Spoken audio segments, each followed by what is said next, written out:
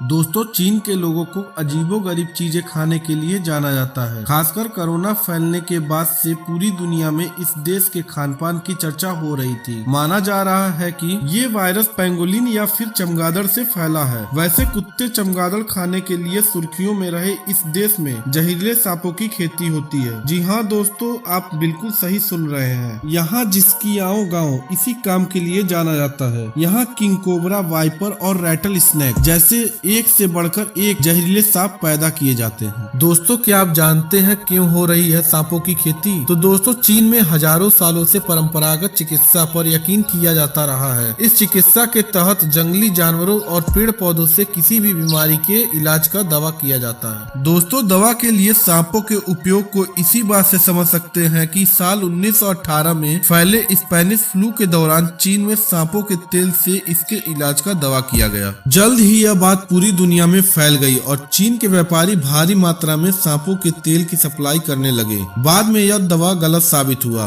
और यहाँ तक बात चली गई कि चीन के लोग सांपों के तेल के नाम पर नकली चीजें बेचा करते थे। मॉडर्न चीन में भी ट्रेडिशनल चिकित्सा के तहत सांपों का खूब उपयोग होता है। यही वजह है कि चीन के जिस्कियाओ गाँव में बाकायदा सांपों की पैदावार शुरू हो गई, ठीक उसी तरह जैसे किसान अनाज उगाते हैं। जिस्कियाओ गांव चूंकि चीन में लगभग 90% तक सांपों की जरूरत पूरा करता है, इसीलिए इसे स्नैक विलेज या सांपों का गांव भी कहते हैं। साल 1980 में यहाँ यह काम शुरू हुआ और जल्द ही पूरी आबादी यही काम करने लगी। इससे पहले यहाँ किसान जूट और कपास की खेती किया करते थे, लेकिन यह काम उन्हें ज्यादा फायदेमंद लगा।